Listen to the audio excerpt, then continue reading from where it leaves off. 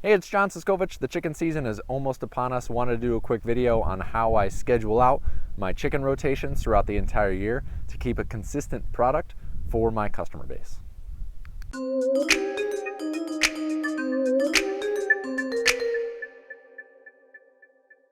So when it came time to start planning out my broiler rotations, I had to factor in what is the earliest date I can start having baby chicks and when is the optimal time period for me to be growing broilers.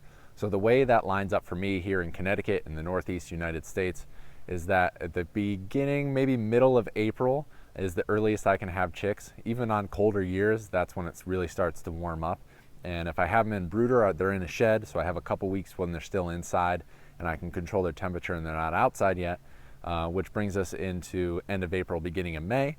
And then I could start to have birds outside. We're getting to be past spring, it's warming up, and I'll have a good grow rate from then on.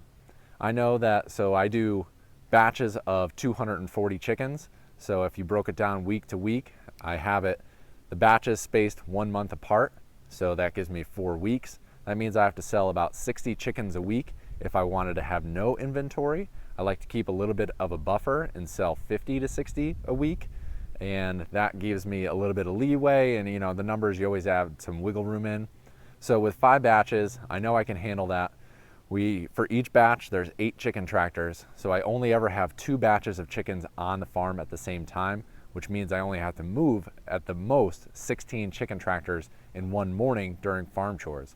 At other points on the farm, we've had up to 24 chicken tractors.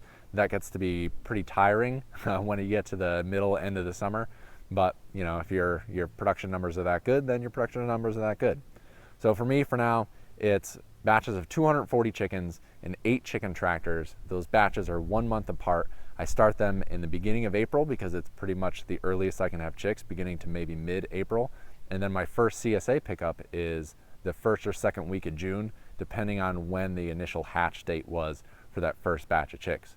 After I've had that first batch of chicks for a month, then my next batch of chicks will come in. I'll have for a month 2 batches of chickens on farm, and then there's that 1 month overlap so that every month I have a processing date that gets me from the CSA starts the beginning of June and goes to mid-October. So 5 batches of chickens, 1 month apart, gives me 4 weeks, 50 to 60 chickens a week. That's how I space it out. That's how I plan my rotations, and I adjust accordingly with my rotation schedule and pasture management with those numbers. That number, that scale has also helped fit into my holistic picture of how everything is managed. It's kind of like this big chessboard where you have a couple different plays that you could do and everything can go one way or another, and this is how broilers fit in. If you have any questions, leave them in the comment section below. I always like pointing to the bottom. And until next time, I will see you guys out in the field. At whip, at whip, at whip, at whip.